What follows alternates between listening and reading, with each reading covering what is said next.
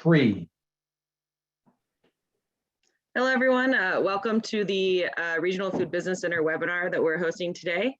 While people are still logging on, we had a lot of people registered. It might take a little bit for people to get completely online. We have the chat open today. If you could put your name, organization, and then state and contact information if you're comfortable. That way other people on the call, because through this program, we're trying to get people to coordinate in states and regions and work together. Maybe there's someone here that you didn't know that's in your state trying to learn about this and do something similar, and you can connect afterwards. So go ahead and share some information in the chat.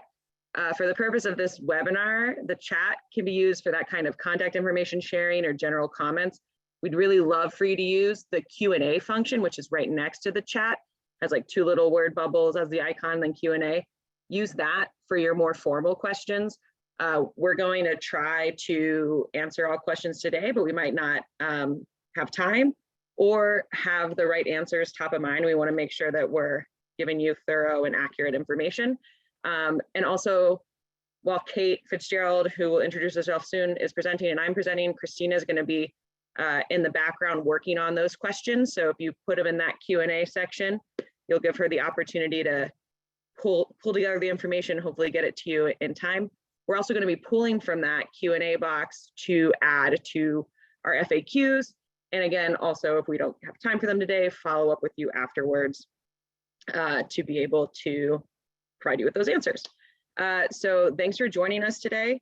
We have a set of slides that Kate and I are going to go through with just some general information and some other things we want to highlight for you today to make sure that you get stuff done and have an understanding, because we've had some questions come in through the mailbox, so we want to clear some things up.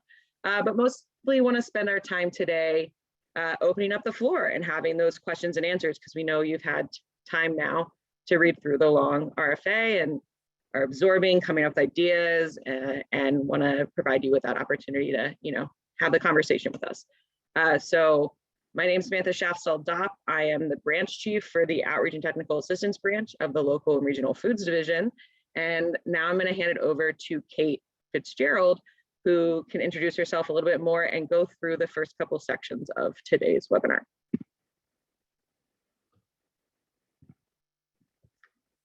Kate, you're on. Thanks, Samantha. Yep.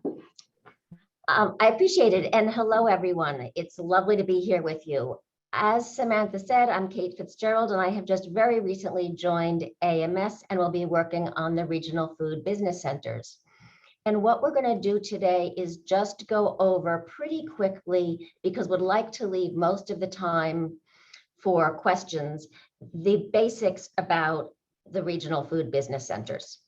So the agenda, first an overview, basic information on the center responsibilities, specific information about the applicants and then the beneficiaries of the center services, and then application details.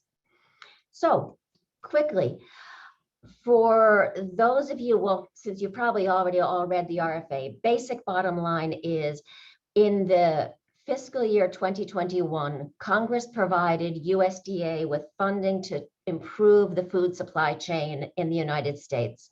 And one of the things that USDA has decided to do is dedicate $400 million for the construction, for the development of these regional food business centers. Again, the total funding is $400 million.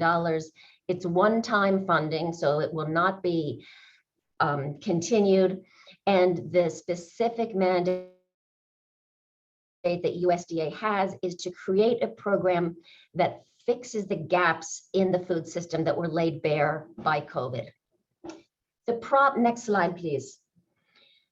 The basic problems that USDA, can we have the next slide, Sam? Please. There we go. That USDA is trying to solve with these centers is, first of all, an over-reliance on too few producers serving a very highly centralized food production and distribution system. We know that historically small and mid-sized producers have struggled to find markets, and that problem has been particularly acute for historically underserved producers, food businesses, and communities. So we believe strongly that these producers can be the bedrock of a more resilient, distributed, competitive, and equitable food system. So the goal of the center is to provide the resources that these sorts of businesses need to grow and thrive. Next slide. The goals of the regional food business centers overall is to provide the supports that will expand and strengthen regional food systems. Specifically, would like these centers to increase the number and the success rate of regional food and farm businesses, would like them to create new and better markets for these businesses and improve market access overall for small and mid-sized businesses and supply chain companies. Finally, the goal is to increase revenue for these businesses, to increase their financial acumen in order to ensure their long-term longevity. So those are very generally the goals of the program. The rationale, which is the next slide, great, for designing the program this way as regionally based and as cooperative agreements is based on several basic ideas. First of all, USDA did a very significant feedback opportunity last year for information from stakeholders about the weaknesses they saw in the supply chains. And one of the things that was emphasized was the need for more specific business technical assistance, especially to entities that are in the middle of the supply chain. The goal by doing this regionally is to create opportunities for different geographies to come up with solutions that work for their specific areas. It also brings the funding decisions closer to the local level, and the hope is that will be a mechanism to foster much stronger urban and rural communities. These programs are designed to provide both funding and technical assistance instead of one or the other, which many of the other grant programs do. And the goal is to focus on very practical, direct business assistance. Finally, this regional approach is designed to provide the best possible service to underserved communities in different geographies of the country. The goal of the centers writ large is just to be complementary rather than to be duplicative or replicate other USDA programs. So please keep that in mind. Center responsibilities. Basically, there are three. Coordination. The regional hubs are responsible for the work in their particular geographic areas to coordinate among other USDA agencies, among other federal agencies, including federal, state, tribal, and local governments, and then also among the other regional food business centers. Technical assistance, this will give the centers a pot of money that they can use to provide subawards for assistance providers to provide a whole range of very specific business services and value chain coordination. And finally, capacity building. The centers will be able to do business builder grants of up to $100,000 for programs that are unique to their particular community. So digging a little bit into coordination. We imagine that the best approach will be to start with a real needs assessment of the region and then come up with a regional plan. The goal will be that the centers will develop a really strong network of regional stakeholders that work all across the supply chain to come up with this plan. In order to be successful, the applicants will have to demonstrate that they have a whole variety of kinds of partnerships, including with historically underserviced organizations. It will also be important to think beyond just USDA and Ag Marketing Service, and the centers should be having collaboration with other USDA agencies and efforts, like, for example, NIFA's Sustainable Ag Research and Education Program, the Climate Hubs, Food and Nutrition Services, State Nutrition Action Councils, the Small Business Administration's Regional Innovation Centers, and then also some of the many university-based food innovation centers. Next slide, coordinating with USDA. So this is pretty self-explanatory, but the idea will be, because these are partnership agreements, we really will be working very closely with the Regional Food Business Center staff. We hope that we'll be able to provide access to resources about other programs within USDA, help facilitate engagement with grant recipients, help think through what can be done and what kind of research would be most useful to you, and help facilitate relationships with other USDA regional staff. Okay, so that's coordination. The next is technical assistance. So the centers are going to be able to sub-grant with organizations and individuals to provide direct business technical assistance. And this will include providing help applying for USDA grant and loan programs. It can also include value chain coordination, market development, and business development. The technical assistance beneficiaries would be the kinds of organizations that probably many of you are working with already. Producers, small and mid-sized food processors, food hubs, any kind of entity or producer that will be applying for a grant program, any level of governmental agency, or other entities. The idea is to throw the net broadly to find partners. The technical assistance providers will be expected to, well, let me back up for a minute. In order to provide the best possible technical assistance in a region, USDA thinks it is very, very important that these providers have a physical presence in that region and a track record of having provided effective and successful TA there.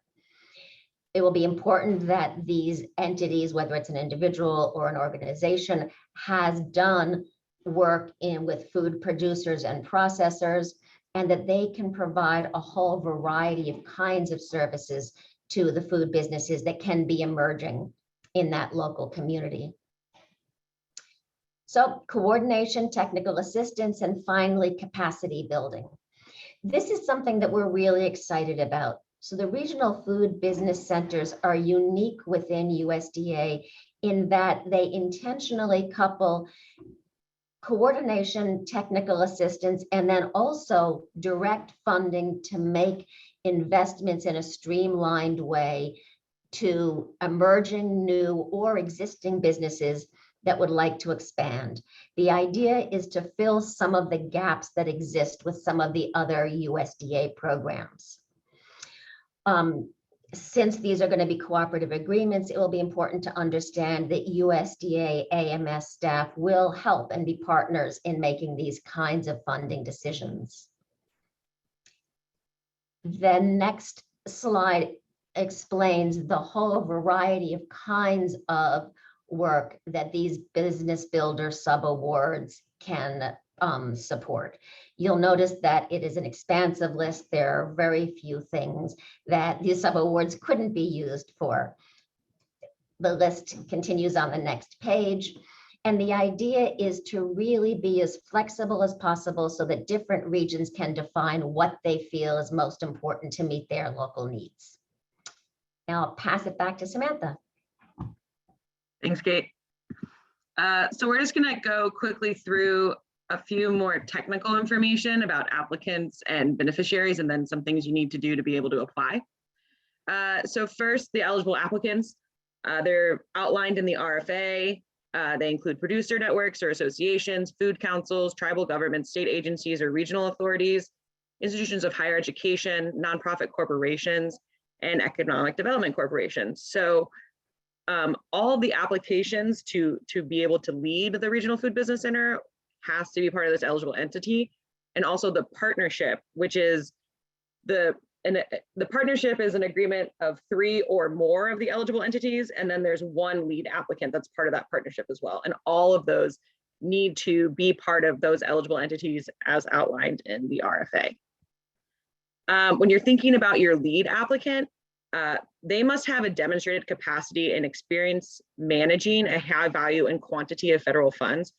We're thinking, with the Business Builder sub-awards, 100+ awards a year. And you need to be able to manage that, track that, and report on that. And do it all in the capacity to maintain proper financial controls that are required by 2 CFR 200 and other federal authorities. So it is not a small lift, but it is of great benefit and great reward to be able to be that lead applicant in there. And you need to be able to help facilitate large-scale collaborative projects. We're thinking the partnership is 3 or more eligible entity organizations, maybe bigger. So you're managing that aspect of it, and the sub-awards and any other activities that are coming through. So it is a lot to think about when you're putting yourself forth as that lead eligible entity. In terms of beneficiaries, Kate touched on this already a little bit, but we're hoping that this program that mainly benefits small and mid-sized producers, processors, and distributors that sell to all types of markets, including local and regional markets, and inclusive of all agricultural food products, including fruits, vegetables, meat, poultry, fish, grains, and dairy. We got a question in the Q&A about small and mid-sized producers, and if we define it. Sometimes the question that how Christina answered it was that sometimes we default to SBA standards on what small and mid-size are, but what we're really expecting of the applicants is to know their regions best and what businesses need these services the most. And you know what a small and mid-sized producer is, and you know what small and mid-size is for your region and for your community. So it's kind of what you're putting forth in the application as your definition based on your regional needs and community. Geographic reach. So the applicants will propose a geographic region that reaches at least 3 states or territories and has a 400-mile radius. Regions don't need to be geographically continuous. For example, they can be in multiple states or territories that have similar needs, or locations outside of the lower 48. The applications must include details describing why this region would benefit from a regional food business center with a specific focus on small and mid-sized businesses and the priority areas that they would try to benefit. As you saw outlined in the RFA, we have a few priority areas. One is having a national tribal center. So there will be at least one national tribal center. And there will also be at least one regional food business center that will address the needs of colonias, high need and limited resource areas of the Delta and the Southeast, and high needs areas of Appalachia. So we will be funding a minimum of 6 regional food business centers. A minimum of 4 will reach those, including 1 national tribal center. So the applicant themselves must define the priority areas that they will be serving within their proposed region that they would classify as high need, and then make the argument for that. Just a few more details and then we'll dive into more questions. So the duration of these cooperative agreements are 60 months. You can ask for a minimum award of 15 million and a maximum award of 50 million. And the program does not require matching funds. In terms of the application process, read through the RFA. It's out there. A lot of information is in it. I understand there are directions, there are criteria, evaluation criteria. There's all the information there. Read it thoroughly. Check the eligible entity status. Make sure you're eligible. We don't want you going down the line and then realizing, oh, wait, I'm not one of those eligible entities. And then when developing a proposal, make sure that what you're doing, what you're putting together outlines with the program priorities. So we have the program website that you can visit. You have questions about the RFA or anything else, we have a email address. We've been monitoring that email address as well. We have a whole team of people that have been helping out with this process that are responding to emails. We're also collecting those emails. And we have a whole spreadsheet where they're categorized, and we're going to be updating the FAQs that are on the website with those questions that are coming forth through the email box. So we're hoping to update it weekly right now at the beginning while we keep getting more and more questions. It might slow down in the future if we're not getting as many, but wanting to make sure that whatever questions are coming into us that we're answering, that we get that information out to everyone else as well. Just some things to think about in terms of when you're putting together your application. It can be super exciting to just think about the project that you're putting together, but there are some technical requirements that could prevent you from being able to apply. You want to make sure that you get all of those things out of the way. You have an amazing proposal, but you can't submit because you don't have your unique entity identifier or sam.gov account that is active. So just wanting to highlight that for you now and really put an emphasis on it. So as of April 4th, we switched over to getting unique entity identifiers, or UEI. So a DUNS number is no longer valid for federal awards. Your UEI is given to you and it's generated by sam.gov. So if you're registered for sam.gov, you should already have a UEI that's viewable at sam.gov. If you're not, or sam.gov, if you're new to sam.gov, you will get one during that registration process. So I just want you to be aware of how long some of these things can take. So if you do not already have an EIN or a TIN or an EIN, it can take up to 2 weeks to get that. If you don't have a sam.gov, it can take you 7 to 10 business days to get that. To get your UEI, if you don't already have one, 1 to 2 business days. And to create your grant.gov profile or register your organization, up to 2 weeks. It's also important, this has happened before, that you make sure your accounts are active. So go into sam.gov, you're like thinking to yourself, oh, in 2015, I applied to a grant, I got a sam.gov account, I'm good. Make sure it's active. Go in there, check it out. Just make sure all those things in a line, and then you can get back to the creative, fun stuff and collaborate and coordinate and all that fun goodness. So the application due date is November 22nd at 11:59 Eastern. We have on our website the late policies and other information. Check that out. And I would highly encourage you to get your application started in terms of the submission process way ahead of that date. I understand these are, you know, the period that the RFA is open is short, and you're trying to pull together all this amazing information. Do your best to get it started early. We don't want anyone missing that deadline after they put so much thought and effort into something. If you have questions about eligibility, you can refer to the RFA or contact one of the people on our team who we've just provided the email for, and we can put it in the chat as well. For sam.gov help or needs, we do not manage that database. That is something totally different. We're putting some information on the screen now where you can call to get support for that. Same thing for grants.gov. That is not something that we are able to assist with, so we wish we could help you. They do have a good support service that can help you figure that out. Also, we know more information or more questions are going to come up as you're working your way through the RFA, and that you might not have all your questions now. We want to make sure we're available for you. We have 2 office hours set up, September 26th at 2 p.m. Eastern and September 30th at 10:30 a.m. That is what we have scheduled now. Doesn't mean we will not add more in the future if a future need is identified, or that you can't just email us whenever a question comes up. So with that, I'm gonna put on our little project website for people and a little photo, and then hand it over to Christina to introduce herself and start a little bit on the Q&A.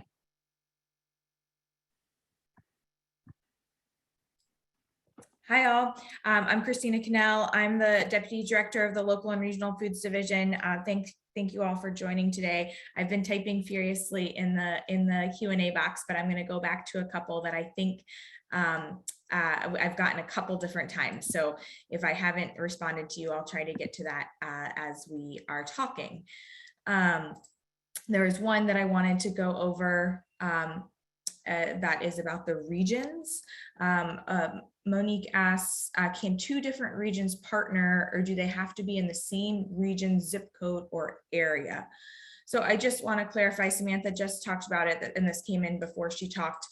So this question might have already been answered for you, but just want to make it clear that we have, prioritized those 4 different areas, but we are looking to make awards beyond those areas, and that we are looking to applicants to define those regions. So we don't have pre-selected areas, and even in those high priority areas, we haven't created geographic boundaries for those priority areas within themselves. So an applicant could say that I propose to serve Appalachia, but I also want to include these other areas of particular states or what have you, kind of however the applicant and their partners sees that they can best serve that region.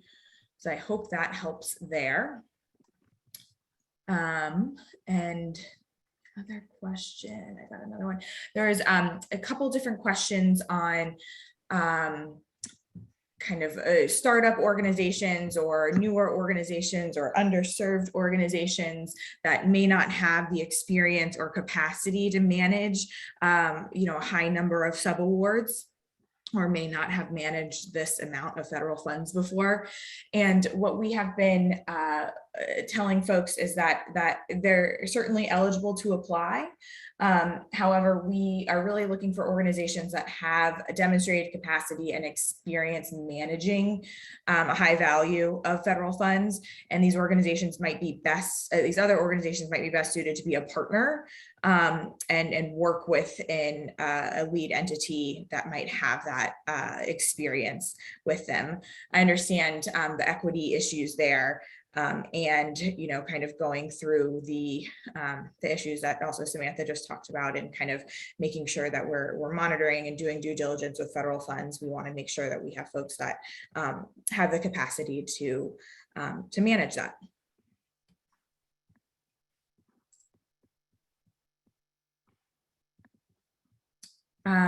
Another question here asks, Pete asks, how much of the total cooperative agreement has to go to capacity building subawards? In an early rendition, we had defined that, but we've really left that up to applicants. So, we'd like to see somewhat of a breakdown of how you would manage these 3 main activities in your application, and how much you would propose to pass through versus how much, would be needed for kind of coordination at the partnership level. So there is no specific magic number that we're looking for. And again, anticipate that it probably will be different based on the region and based on the size of the region that you propose to.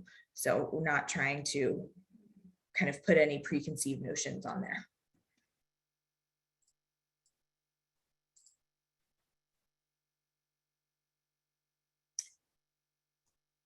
What data is used to identify high need? So we've listed some example data sources in the RFA. So I'd encourage you to check those out. We are not, again, we're choosing to leave a lot of flexibility to the applicant and not defining how, not creating a specific definition for what high need is. We want you as the applicants to make the argument to us of what high need is based on any number of data points that are available. And again, we list some data sources in the RFA, but that's not an exclusive list. So look to you all to make that recommendation and argument in the application. Christina, do all partner applicants need a UEI, or just the lead applicant? The unique entity identifier for SAM.gov. I want to be sure about that. I believe it would just be the lead applicant because they're the ones applying in grants.gov, and then it would have to be a negotiation between the partnership of how those other partners will be paid and managed.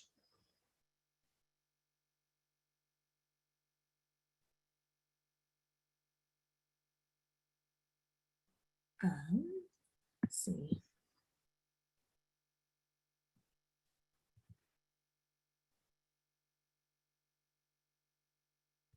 How many centers do you anticipate funding? Will there be priorities identified, right? I think we talked about the priority areas. We haven't specified a specific number. We've said at least 6, but that again depends on what the application requests are that come in.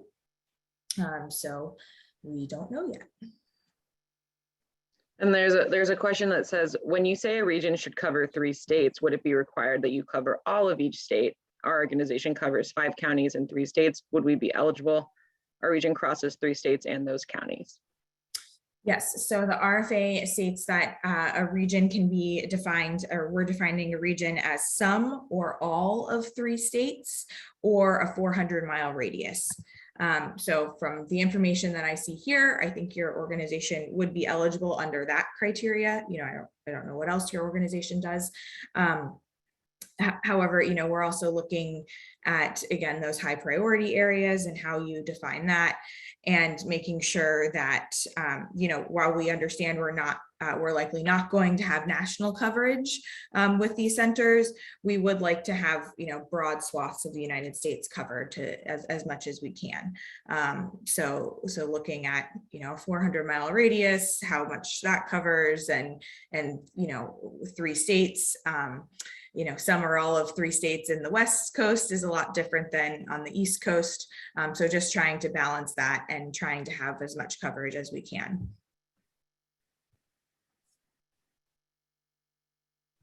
We have some indirect cost questions. Do you want to, Yeah. It's a sticky subject where. Yes. You want to take it on? Yeah, I'll take that. I see Sarah is here from a university. So we have the Consolidated Appropriations Act really has tied our hands in that it has a specific clause limiting indirect costs for nonprofit institutions, which in our interpretation and working with our Office of General Counsel does include universities, has capped indirect costs at 10%. So I hope that clarifies. I know there's been I've had a couple of different questions about, well, then why do you require us to submit our negotiated indirect cost rate? And we only need that from applicants that do not fall under that category. So that would be likely just state, local, and tribal governments. We would need their NCRA form from others, nonprofits, universities. You would be capped at that 10% rate per the legislation. There's another question about how do smaller companies locate someone to partner or sub with? That is something that we've been actively trying to strategize on to see what role we can play or what role others can possibly play in making those connections. So what we've put in the chat, we're hoping to kind of pull together. If you've put your name, and this is another reminder to do so, your name, if you're comfortable with your contact information and your state and your organization.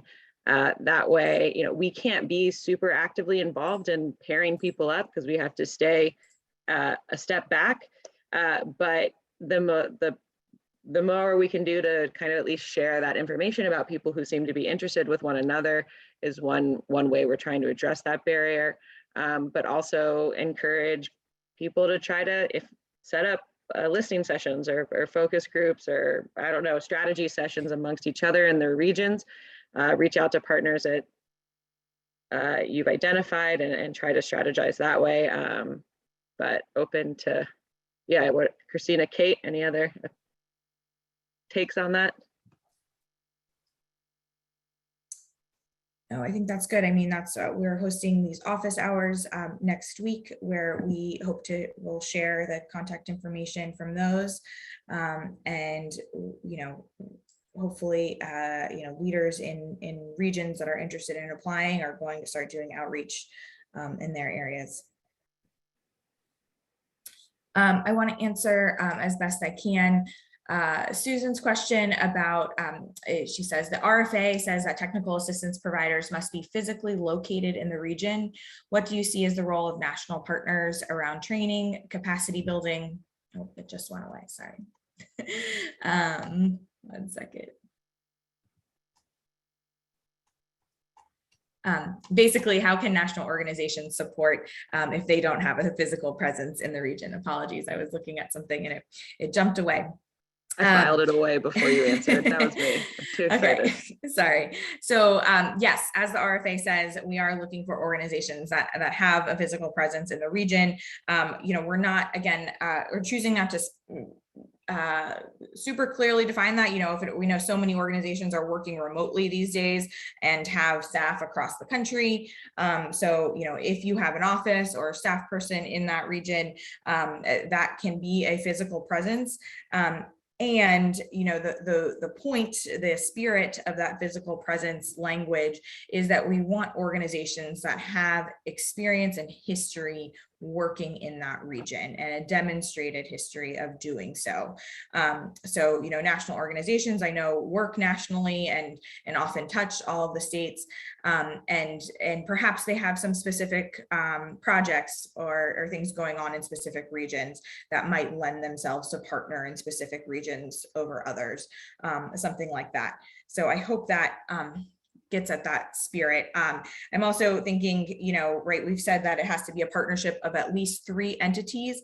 It's just, there will be opportunities, I think, beyond that, those initial 3 or more entities to be part of the regional centers, right? So I could imagine that there might be a, perhaps the Appalachia Regional Center might say, hey, we're recognizing that we want to really upgrade our farmers markets in the area seem to really need some support. What organization could we look to provide some support there and do a subcontract or a sub award there? So even if it's not on the, kind of that initial award, I think that national organizations will play a really important role in that technical assistance space and supporting the regional centers in thinking through some of the local supply chain development issues. Kate, Sam, anything to add on that one? No, Okay. That was good. We do have some timeline questions as well. Okay. Sure, I'll do my best there, and I'll do my best in being vague, but answer the question. I think in all of these issues and with government programs, particularly a new government program of this size, it's a little bit hard to predict. And we have an application deadline right around, right at Thanksgiving, which we appreciate y'all's effort already on that, but means that we'll be reviewing applications right around the end of the year holidays. Which it could cause some delays, just being honest, and kind of recruiting reviewers to do that. And we would anticipate, we would hope to make awards within the first quarter of 2023, but we do not have a date selected there yet. I think that has a lot of different factors to determine that.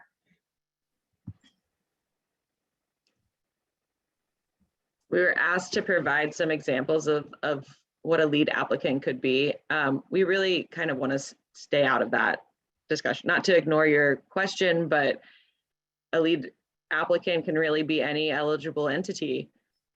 So we don't really want to provide any anything that would be considered recommendations, because it's possible that a university would be a good partner. It's possible that a producer network could be a great lead applicant.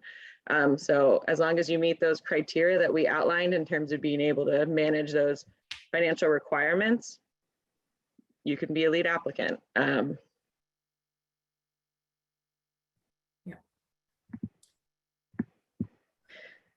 see a question about how soon after the awards would regional centers be expected to be kind of up and running. We're trying to be practical here, right? We know that a lot of this is going to be phased work too, right? You kind of have to do a lot of the groundwork of doing the coordination pieces and doing some of the needs assessment, strategic planning before likely jumping into the technical assistance and capacity building work. So I think that will be something that we kind of negotiate in those when we get to kind of finalists and start negotiating with final cooperative agreements. I would imagine that we would set up timelines with each cooperator to say, within the first 6 months, we expect to see these deliverables. Within the first year, we expect to see this. But we do anticipate that it'll be somewhat of a phased approach, knowing that particularly with this level of funding, there'll be some staffing up that will need to be done.